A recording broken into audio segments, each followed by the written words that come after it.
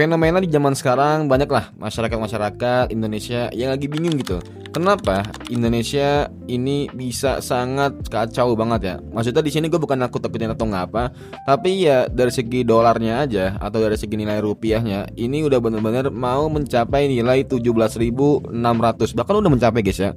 Dari data di Google gue ngambil itu 17.602 untuk saat ini. Gue ambil videonya itu ketika tanggal 17 bulan Mei jam 4:38.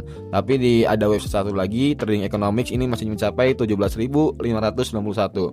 Dan tentunya banyak orang-orang masyarakat umum tentunya bilang kalau misalnya, "Bang, kira-kira bisa nggak sih kalau dolar itu mencapai 20.000 untuk menilai rupiahnya?" Tentu aja bisa, tapi hello guys, welcome in Bang Ari Jonong. Jadi kali ini aku mau sharing kalian kenapa sih kalau misalnya terjadi itu rupiah mencapai nilai 20.000 US dollar. Tentunya banyaklah masyarakat di sana ini lagi pusing gitu. Karena Pak Prabowo sendiri kemarin beliau bilang kalau misalnya ya dolar itu nggak dibutuhin atau nggak berpengaruh sama masyarakat desa. Kurang lebih maknanya seperti itu. Tapi di sini gue mau lurusin, mungkin banyak pakar-pakar di ekonomi, mau itu YouTube, TikTok, Instagram, mereka itu udah ngasih tahu lah kalau misalnya banyak faktor-faktor yang akan sangat-sangat berdampak banget kepada masyarakat desa. Nah, intinya semua apa yang ada di arus dunia sekarang, mau itu dolar, mau itu peperangan segala macamnya, itu akan berdampak ke semua sektor. Bukan ke orang kaya aja, tapi ke orang miskin atau nggak orang desa atau nggak orang pelosok pun mereka akan terpengaruhi. Walaupun mereka itu hidup dari apa yang mereka tanam. Tentunya dari transportasi, dari harga ayam, daging segala macamnya, itu perlahan-lahan akan menaiki kenaikan yang lumayan nggak kerasa guys ya. Kenapa hal itu bisa terjadi dan apa faktornya kalau misalnya rupiah bisa mencapai 20 US dollar? Yang pertama tentunya faktor karena adanya krisis global atau perang yang belum selesai. Tentunya dengan adanya ini antara permasalahan geopolitik pastinya akan benar-benar mempengaruhi banget. Kayak misalnya US dollar atau nggak emas, tentunya nilai rupiah sendiri itu akan makin tertekan. Yang kedua tentunya nilai dari dolar US dollar ini sangat makin menguat. Tentunya dalam zaman sekarang atau fenomena sekarang, suku bunga Federal Reserve itu udah tinggi banget guys ya. Apalagi udah lumayan lama lah tingginya lah. Obligasi USD itu memberi imbalan yang sangat-sangat besar banget kepada masyarakatnya.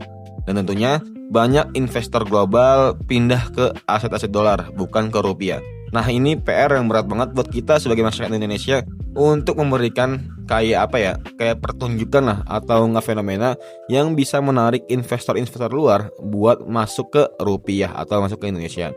Yang ketiga tentunya harga komoditas yang sangat jauh banget. Nah, tentunya dari Indonesia ini masih lah bergantung banget pada ekspor batu bara, sawit, nikel, mineral. Tentunya kalau misalnya harga komoditas ini turun tajam banget, pastinya devisa ekspor itu makin berkurang lah. Pasokan dolar di Indonesia juga makin mengecil gitu, bukan makin luas tapi makin mengecil. Dan inilah yang akan berdampak ke rupiah yang makin melemah.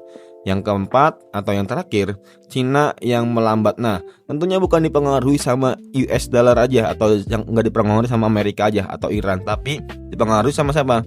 Sama Cina. Nah, tentunya banyak lah dari teman-teman yang belum sadar akan hal ini. Karena apa? Karena Cina adalah partner dagang besar Indonesia. Made in China itu udah banyak banget ya guys ya di Indonesia ya.